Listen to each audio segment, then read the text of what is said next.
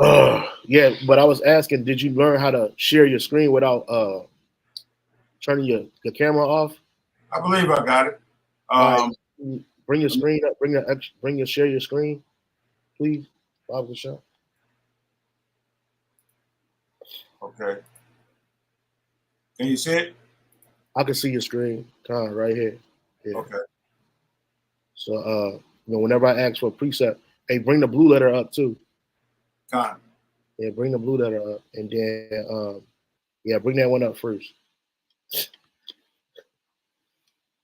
And how you telling us?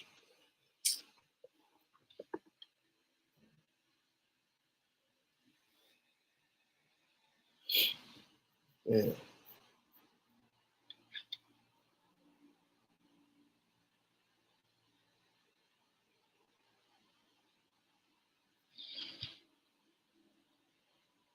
Hey, all right, Shalom, Shalom. I want to start off by giving all praises, honor, and glory to Yahweh, by Hashem, Yahweh Shai, by Hashem, and Dash. I want to say double honors and give double honors to the apostles and the bishop elders, a great millstone for teaching his word in truth and sincerity and for ruling well. And salutations to my fellow Akim across the four corners of the globe, preaching and prophesying and fearing in the name of Yahweh, by Hashem, Yahweh Shai.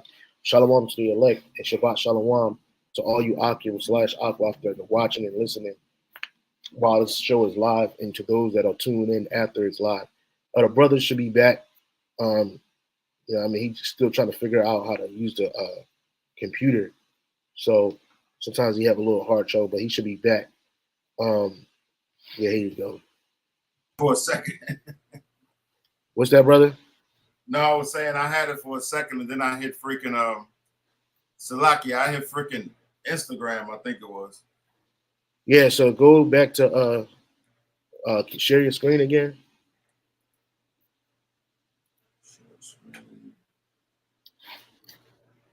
Just bring up the blue letter. Yeah. That's it right there. All right, yeah. Right. So we already live. I already did an intro again. Again, giving all praise and honor and glory to Yahweh, by Hashem, Yahweh Shai, by Hashem, Dash. And say double honor to the apostles and the bishop elders, a great millstone for teaching his word in truth and sincerity and for ruling well.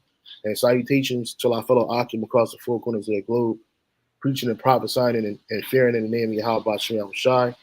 Hey, I'm the brother Gabar YAHAWADAH. And I'm the brother YAHAWADAH. And we two of the three brothers from GMS Hawaii. And we're going to do a quick lesson. The title of this lesson is Heathen Don't Know the Lord. This lesson was inspired by a conversation that I had with the priest Kahan, and I can't. And hopefully he can jump on. If not, we'll probably do something another time. But this pretty much was a lesson that he inspired after watching this documentary. I don't know if brothers saw this documentary on what do you call it? Netflix. It's entitled Alexander, the Making of a God. And the brother was going into it how, like, basically he was attributing all his greatness, his military campaigns, wins, all right, to his idols. That's what it showed. But like all documentaries and shows in this society, they use a lot of creative licensing. You know what I mean? Which is, hey, look up. Matter of fact, I'll get the term for creative licensing. Creative licensing, all right, is creative licensing. It says creative or artistic license is generally understood to mean the freedom artists may take when handling factual material. So basically, these artists, they end up lying about factual material to try to make it more salacious, more scandalous, more interesting. You know what I'm saying? Like the truth ain't good enough. And that's how Esau works. He hey, can you get Obadiah start at 1, brother? God.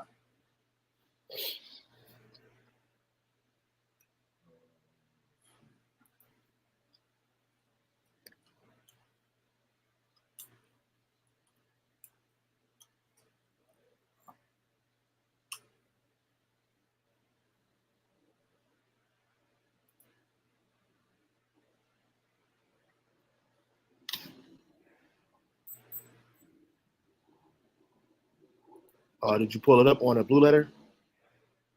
Yep, I got it. No, brother, you got to pull it up on the other screen, the one that you're sharing. Oh, yeah, that's right. Oh, no, don't cut yourself out, bro. Share your screen again. Share screen.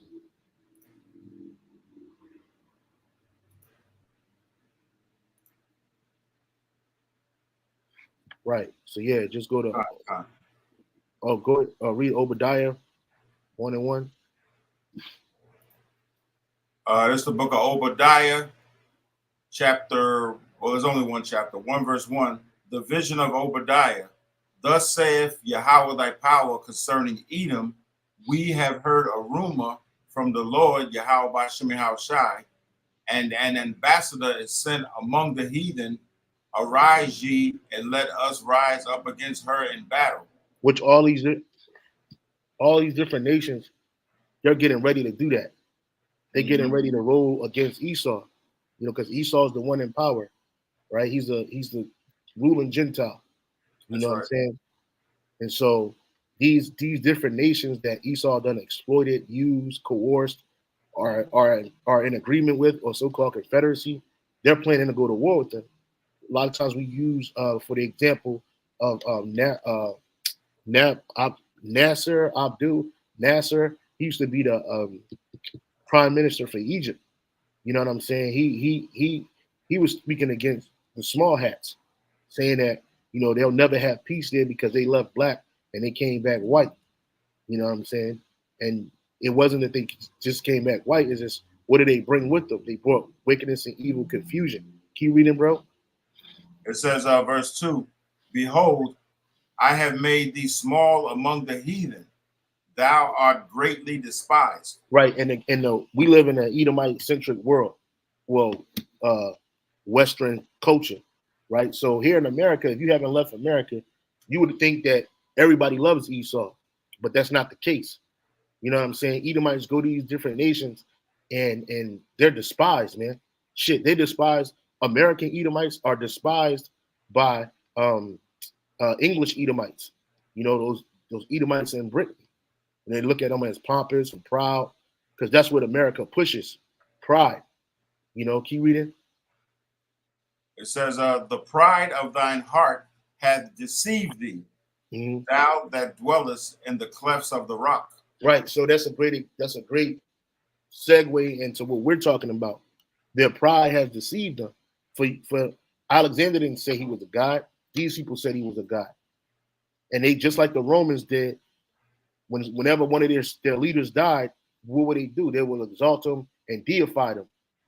And it was a common thing amongst the Greeks, amongst the Romans, but that's pride. Their pride deceived them because they aren't gods. If this dude was a god, he wouldn't die. He wouldn't have died at 32 years old of a horrible disease. Yeah. In the same way with what's his name? Antiochus Epiphanes the Fourth. He likened himself a god on the earth. And then if you read in Maccabees, you hear how the Lord destroyed his ass, man. He went out like every man, like any other man would go out. You know what I mean? Crying and blood, stinking, messed up. You know what I'm saying? He went out like a human because he is no God. Right? What's that, brother? No, I was gonna say, if you go even further into it, when you watch this documentary, the narrators of this documentary, you can tell by the way they speak, by the way they were speaking of this guy, it's a form of worship for them. They were putting him on this, the super highest pedestal, kept referring to him as a god, and he was so great. But he just died like a regular man. He got sick, and really it comes down to what this Proverbs chapter 20, verse 24 says, what? Man's goings are of the Lord. So ultimately, it was Yahweh Bashem Yahushai that allowed him to do these so-called great things that he did, And all he did was he was a war general. That's all he was. That's it. You know what I mean? He was a warrior. You know what I mean? The Lord made him a warrior for his purpose, to keep prophecy rolling, because this man was written in prophecy, and we'll get that. But he was written in prophecy. He served his purpose. He didn't bring nobody back he didn't do nothing even close to what Yahawashi did. He didn't heal nobody. He didn't bring nobody back from the dead. He didn't do none of that. Nah, it was through Alexander the Greek, which I got this precept too on deck too. But it was through Alexander the Greek that Hellenism flourished throughout the known world at that time.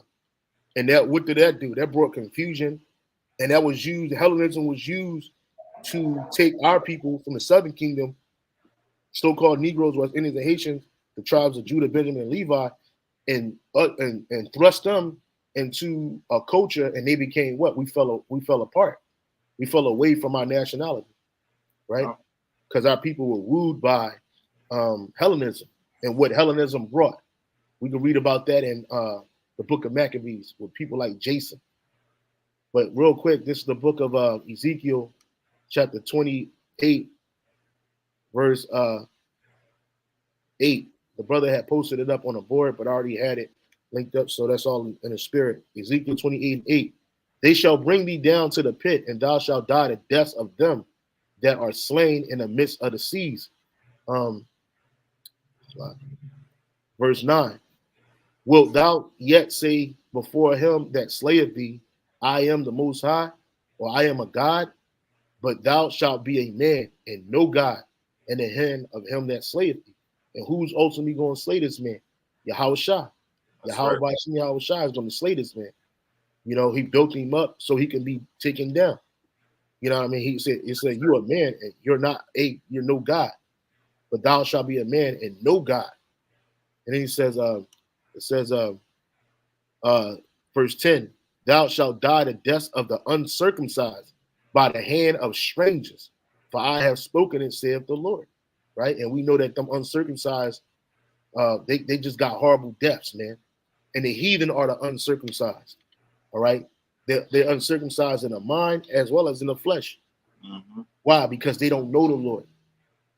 One thing that Antiochus Epiphanes brought with him from from Greece. Well, Helen is Greece. It wasn't called Greece in the ancient world. It's called Helen, right? And the people that dwelt there and followed after their customs were called Hellenists or Hellenistas, right?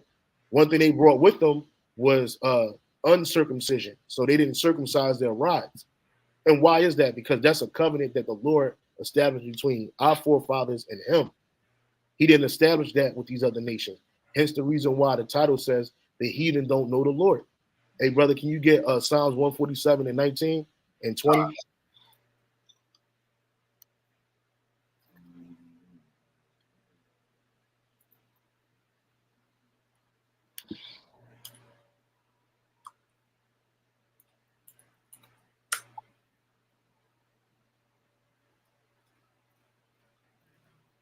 This is the book of Psalms, chapter 147, and verse 19 and 20.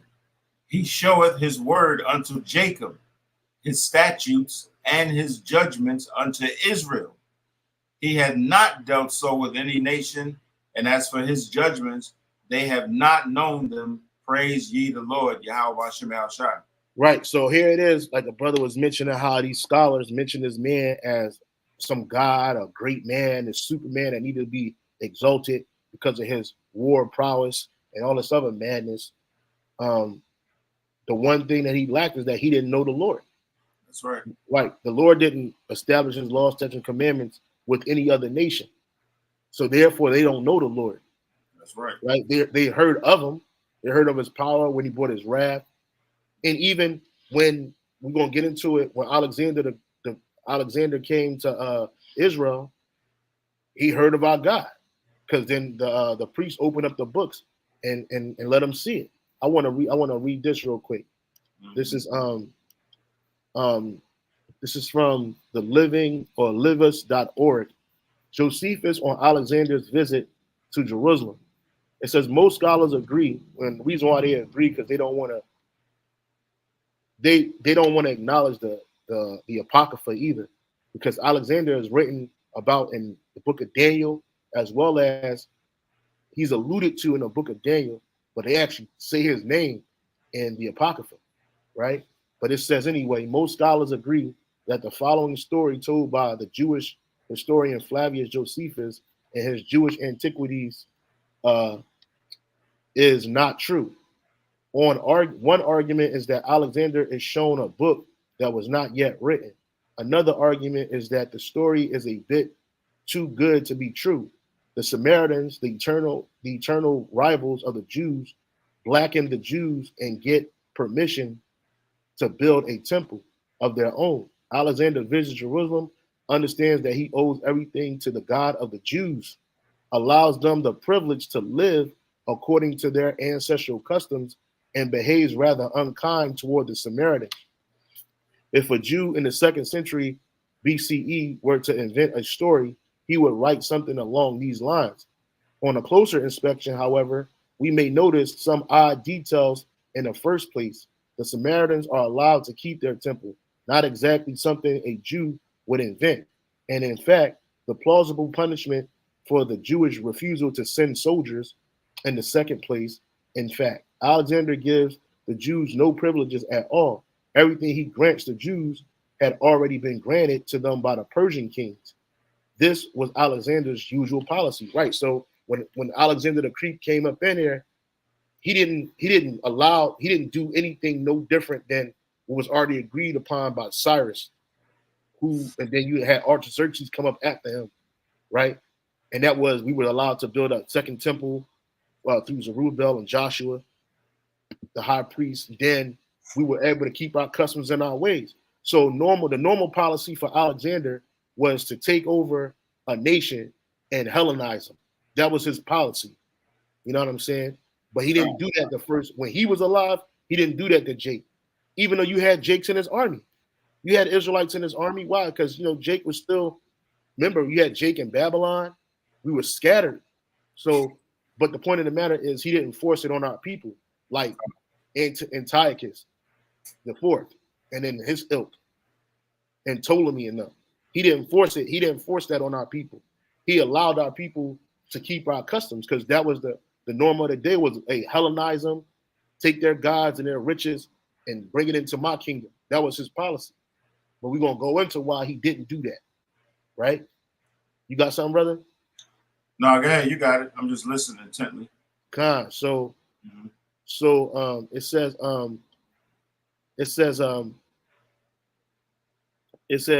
in the third place, the idea that Alexander had a vision in which the God of the Jews played an important role is just too incredible to be invented, right? Because the Lord give these heathens visions. And go to the book of what is it? I think it's in Job. I know it's in Job. It says, I think it's Job 4 or Job 6. It might be 6, where it says, the Most High speaketh once, yea, twice. Can you get that real quick? It's like God speaks once, yea, twice in the search part.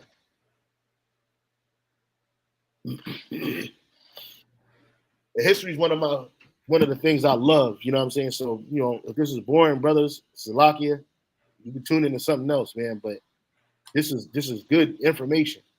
You know what I'm saying? This is necessary. Yeah, extremely necessary. Did you find it?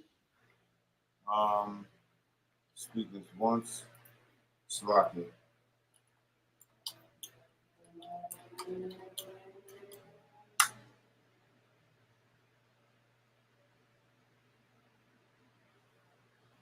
Job 33, verse 14. All right. Here it is, the book of Job, chapter 33 and verse 14. It reads, "For the Most High speaketh once, yea, twice, yet man perceiveth it not." Can you read? Yeah. So the Lord speaks to you once, yea, twice, but you don't understand it. Man can't understand. What does it say in the NLT? In the NLT, let's see. It says, "For the Most High speaks again and again, though people do not recognize it." Yeah, they don't recognize that the Lord is speaking. He can speak to you through men. He can speak to you through his prophets. He can speak through the heathen. That's right. Right? You look at the story of Balaam and Balak, right? And Balaam was a Midianite warlock, but the Lord gave him a vision of the future prophecies of Israel. Yeah. You know what I'm saying? Keep reading, bro. He speaks, verse 15, Job 33:15. He speaks in dreams and visions of the night when deep sleep falls on people as they lie in their beds. That's in the NLT or the KJV? Oh, that's the NLT. That's NLT. No, reading the KJV real quick, bro. KJV? Fine. Yeah. Bring KJV back.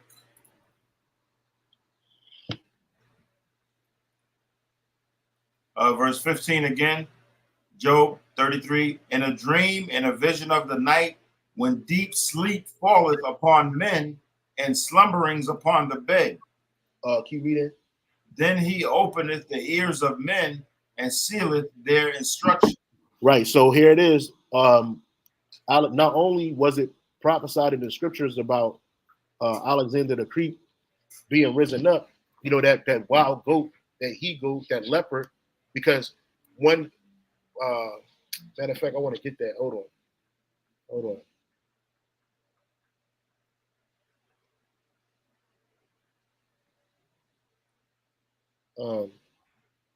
That leopard that was spoken about in the book of Daniel was alluding to can you get Daniel 7:4-6? Right. It was alluding to Alexander the Great. Now, on top of that, the Lord gave this man a vision of himself, like what he was going to be doing. Gave him a vision of his victories, but he didn't know the Most High.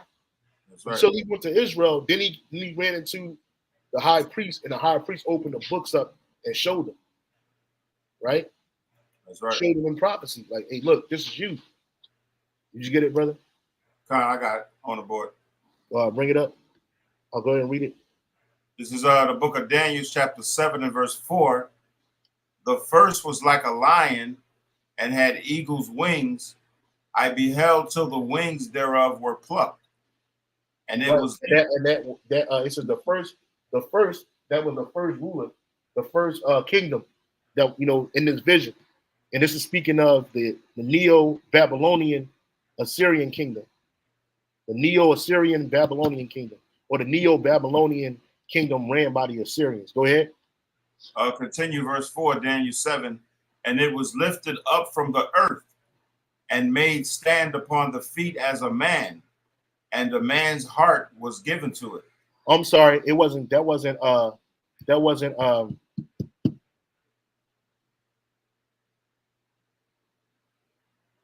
yeah, that was the okay. The first, because yeah, they had the griffin in Babylon. Right. Keep reading, bro. Verse 5, Daniel 7. And behold, another beast, a second like to a bear, and it raised up itself on one side, and it had 3 ribs in the mouth of it between the teeth of it. And they said thus unto it, arise, devour much flesh. And that was the Persian and the Medial Empire. Okay, that's what that beast represented, the Persian and the Medial Empire. Keep reading, brother. Verse 6. After this I beheld, and lo, another like a leopard, which had upon the back of it 4 wings of a fowl. The beast had also 4 heads, and dominion was given to it. Right, and that leopard was Alexander the Great. All right. Then you got, let's keep on reading to verse 7. Verse 7. After this I saw in the night visions, and behold, a 4th beast, dreadful and terrible and strong exceedingly. And it had great iron teeth. It devoured and brake in pieces and stamped the residue with the feet of it. And it was diverse from all the beasts that were before it, and it had 10 horns. Right. So, and then also, can you get that precept where it says the Most High will do nothing, but he revealeth his secrets unto his servants and prophets? Right. Now that beast represented the Roman Empire. It was diverse from the other ones because it didn't just have a king. They had a Senate, they had a Caesar who would rule for like a year, and then they put him to death or something happened to him, and then they would put another one, they would vote another one in. The other ones, they had kings. Alexander was a king, right? He was the king of Greece.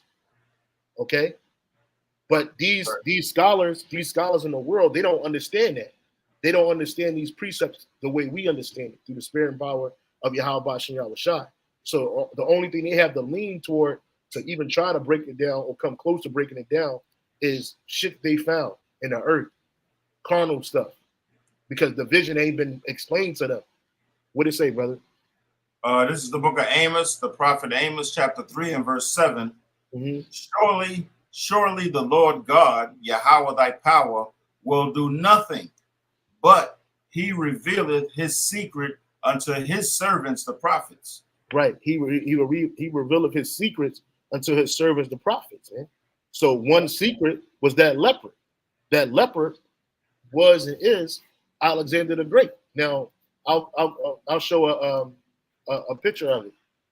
Alexander the Great. You can see in that series on Netflix, if you watch it, they have these what do you call it? They have these intercessions where they actually show these what do you call those people that dig for stuff? Archaeologists. They show these archaeologists every time they find the smallest thing in reference or in relation to Alexander. It's like they celebrate. Yeah, you know, like that one scene when they claim that they found that statue of Alexander in the dirt in the 90s, and then that heathen, he had it in his hand. He kissed that shit, man. I saw that. He venerated that shit. I was like, what the hell? Yep. You know what I'm saying? But that's what the heathen do, because they don't know the Lord. But they gonna get to know the Lord. Yeah, through his wrath. But this is an image. This is like a bust of Alexander the Great with the leopard head on his head. This is a better one right here. You know, they got him actually riding on a leopard, which he didn't do that, but he did wear a leopard's hat. You know, that was his thing. You know, right here, this is a good one too. He got the leopard hat on his head, so he was that leopard that was spoken about in the scriptures, right? And all I think the brother had mentioned it earlier, it's really for the Lord, because Alexander had to come up to push prophecy. He didn't know that. You know what I'm saying? All he knew is that, you know, he was a man of war, you know? So let me go back to this real quick.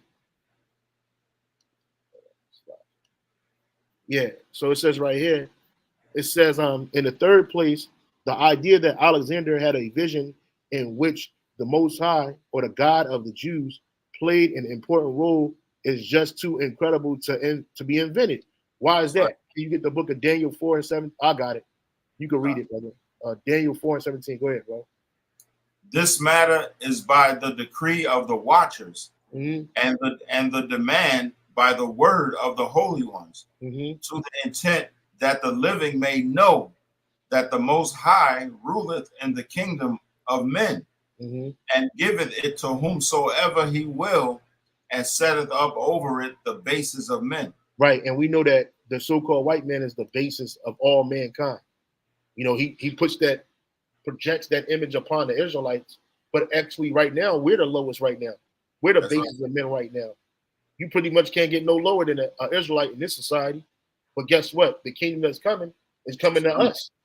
The scripture says the kingdom of heaven is going to the meek and to the poor first. And that's not the meek and the poor of them heathens. It's talking about the Israelites, man. Right.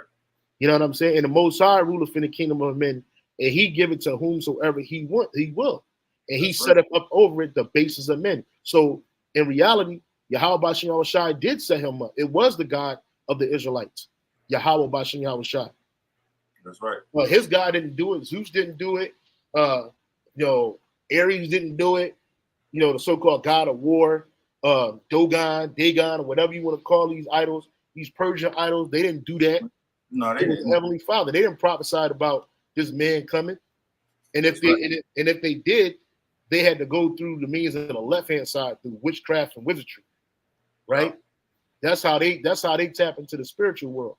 But we don't have to do that. We go straight to the YAHAWADAH. So it says, it's too incredible to be invented. Everyone knew that Alexander claimed to be the son of the Egyptian god Ammon. So first of all, I thought he was the son of Zeus. I thought that's yep. But they said everyone knows that he was the Egyptian god. He was the son of the Egyptian god Ammon. Nobody would invent a special link to the Jewish god. The easiest explanation is that Alexander did indeed sacrifice to the God of the Jews. Why did he do that?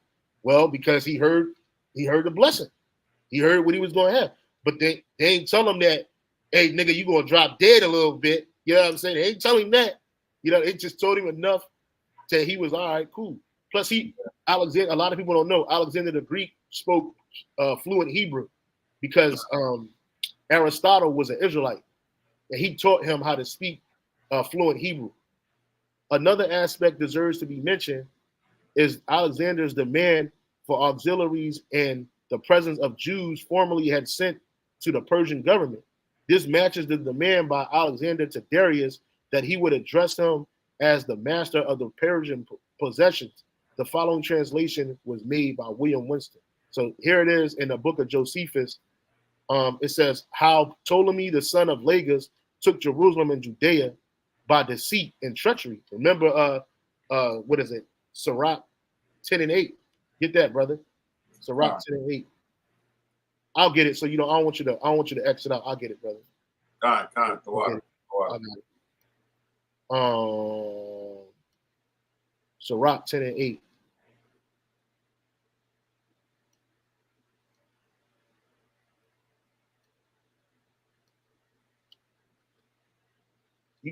You got it.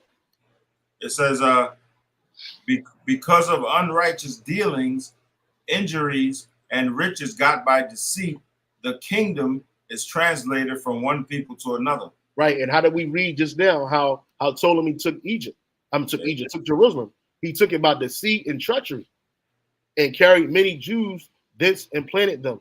Right? You see that? Oh, yeah. So yeah, man. So let's read this real quick. It says, now when Alexander, the king of Macedon, had put up an end to the dominion of the Persians, he had settled his affairs in Judea after the aforementioned manner. He ended his life. And, well, matter of fact, let me go back. Salakia, brother. Mm-hmm. Yeah, they don't show this in that series. They don't talk about this. They don't even mention it. They don't even mention him going to Israel and speaking to the high priest. Right? They don't even mention it.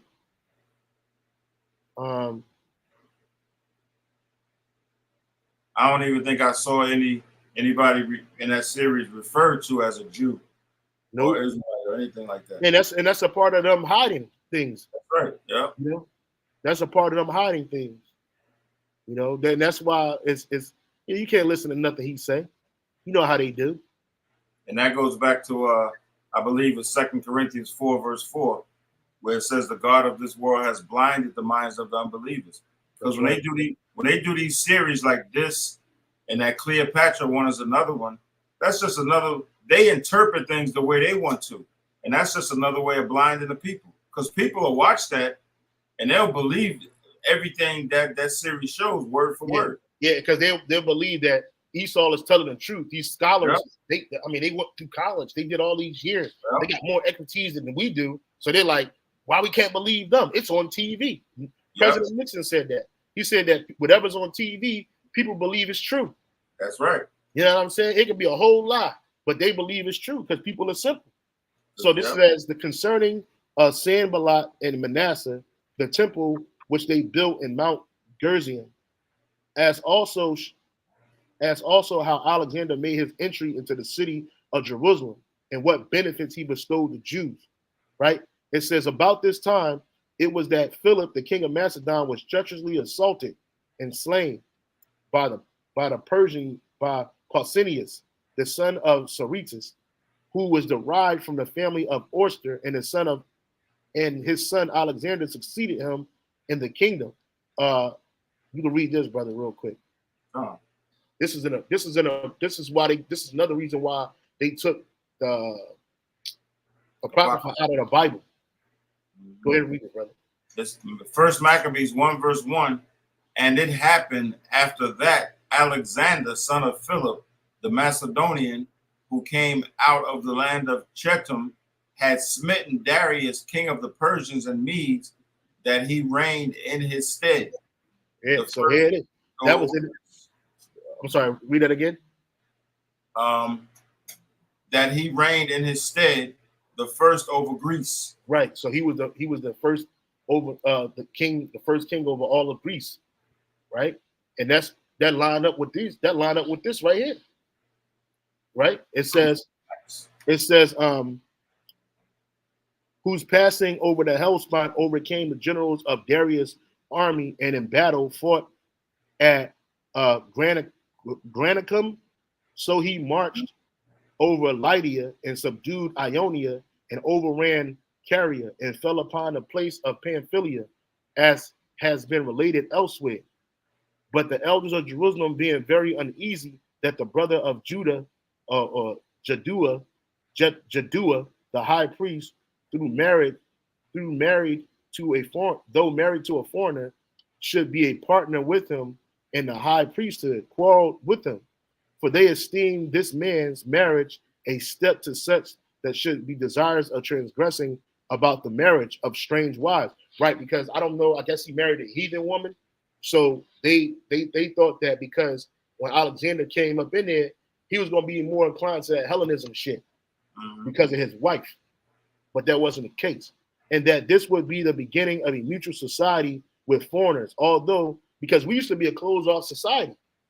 Our people, we didn't, before we start integrating with these other nations, which Jacob had been doing that anyway with the wives. You can read about that in, I think, Ezra, and I forget the other brother name, but you can read about that, or where Jake would take the foreign wives, and then their children would slowly be losing their nationality, and they would take it on stepchildren. Basically, these heathen women had children through prior marriages, and they would accept them kids in their fold too, and they were going off. But anyway, let's keep on reading. It says, had been an occasion. I'm just reading this again. It says, having married, this is marriages, and they're about the marriage of strange wives, and that this would be the beginning of a mutual society of foreigners, although the offense of some about marriages and their having married wives that were not from their own country had been an occasion of former captivity. Remember, I just said that. The Babylonian captivity, all of that, and of the miseries they then underwent. So they commanded Manasseh to divorce his wife, or not to approach the altar. The high priest himself joining with the people in their indignation against his brother and driving him away from the altar. Wow. Whereupon Manasseh had came to his father-in-law Sanballat and told him that although he loved his daughter Nicaso, yet was he not willing to be deprived of his sacerdotal dignity on her account, which was the principal dignity of their nation, and he loved and always continued in the same family. And when Sanballat promised him not only to preserve to him the honor of his priesthood, but to procure for him the power of the dignity of the high priest, and would make him governor over all places he himself now ruled, if he would keep his daughter for his wife. He also told him, father, that he would build him a temple like that at Jerusalem and upon Mount Gerizim, which is the highest of all the mountains that are in Samaria. And these guys came from Samaria. This wasn't in Jerusalem, because you remember we had split. So they had their own temple up there. They did their own thing, but they weren't worshiping YAHAWADAH. They had some of our customs, but they weren't doing the right thing. And plus, a lot of them dudes are heathens anyway. So let's keep on reading, right? But they took on our customs. And you had Israelites up there too. It says, he also told his father that he would build them a temple in Jerusalem upon Mount Gerizim, which is in the highest of all the mountains that are in Samaria. And he promised that he would do this with the approbation of Darius the king.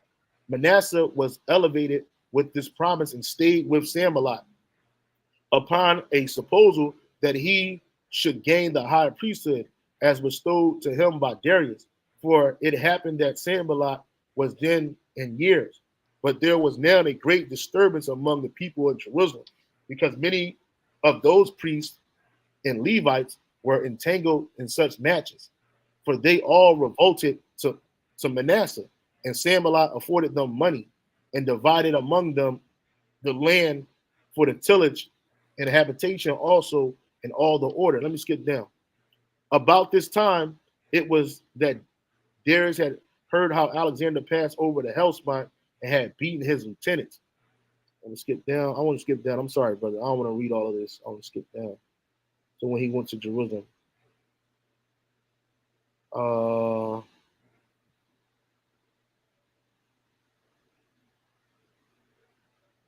This is it says, so when Alexander had thus settled matters at Jerusalem, he led his army into the neighboring cities, and when all the inhabitants, I'm sorry. Let me read right here, brother. I'm sorry, brother. It says right here, who when I was considering with myself how I might obtain, I thought I had my glasses. Hold on, brother. Let me get my glasses, bro. God.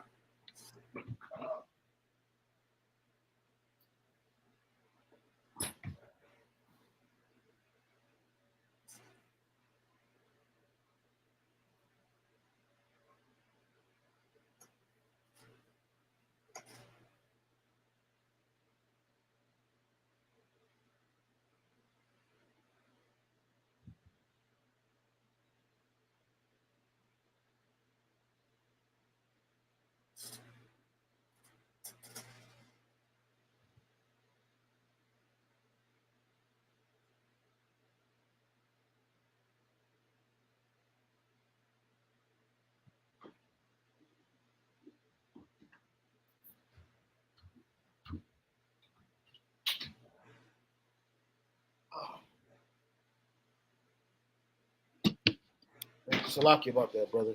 God. It says let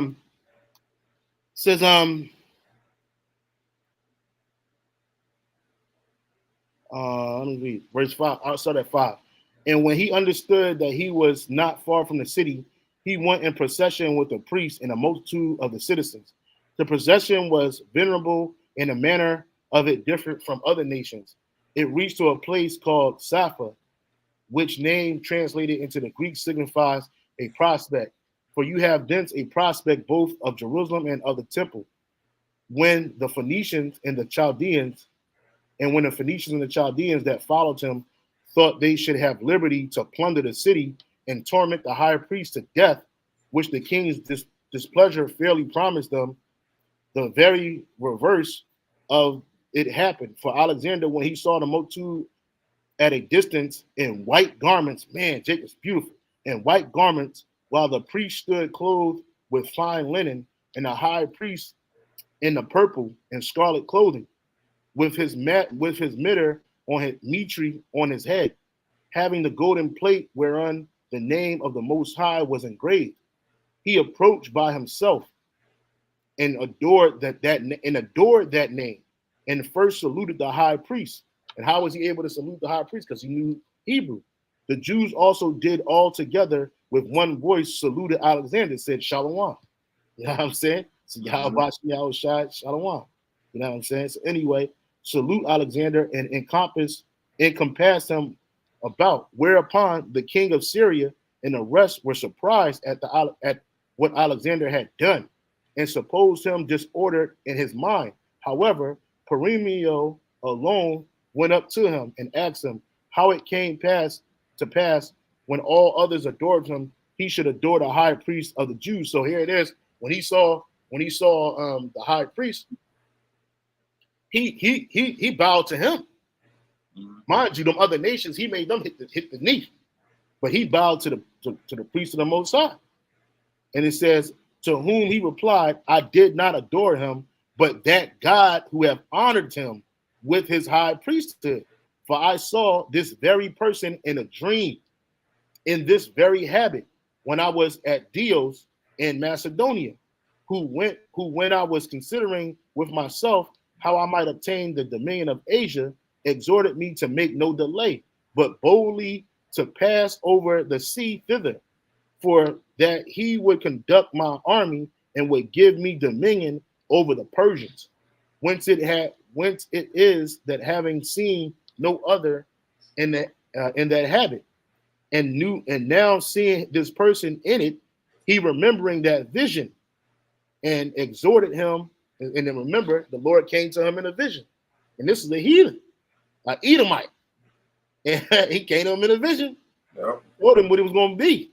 And he in the exhortation which I had in my dream, I believe that I bring this army under divine conduct and shall therewith conquer Darius and destroy the power of the Persians, and that all things will succeed according to what is in my own mind.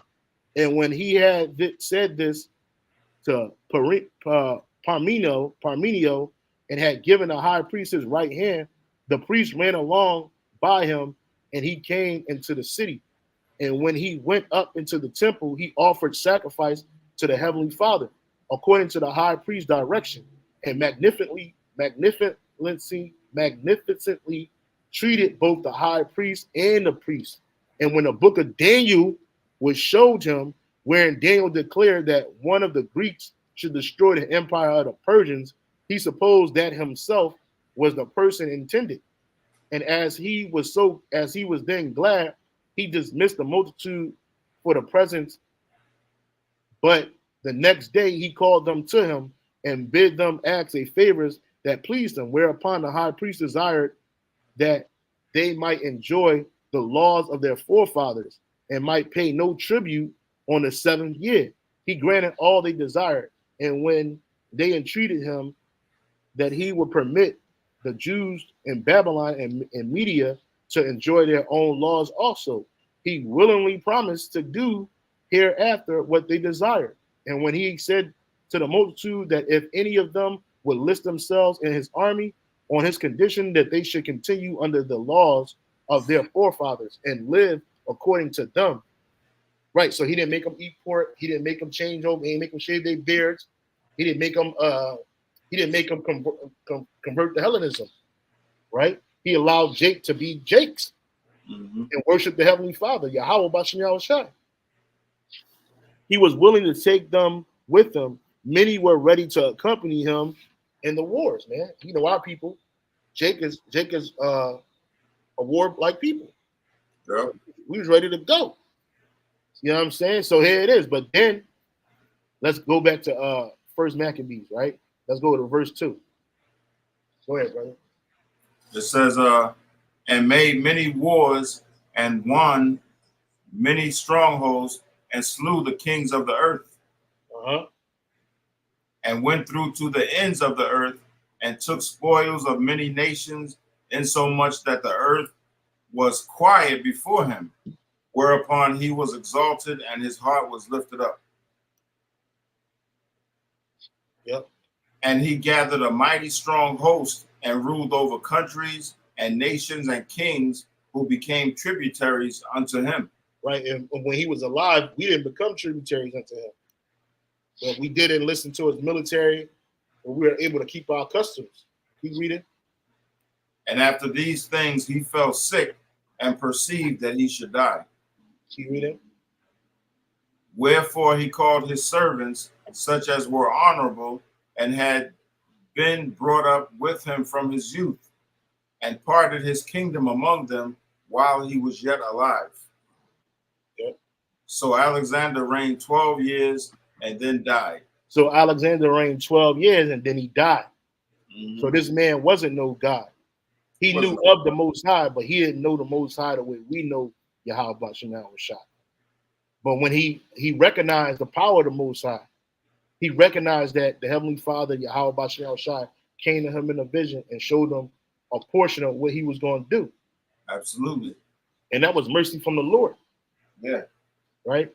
Ultimately, our people were swallowed up by Hellenism, but the Lord allowed this man to come in and show Jake some mercy, man. That's right. Where he wouldn't do that for no other nation. You know. Yep. So yeah, man. That's all I pretty much had. I didn't want to hold this up, brother. You know, I got a quick precept I want to add to that. I'll bring it out. Because as you brought it out, part of it you was reading said Yahawah Shai came to him in a vision, in a dream. So this precept, well, I'll just read it. It's pretty self-explanatory. This is out of the book of Psalm, chapter 135 and verse 6. Whatsoever, you got it on the screen.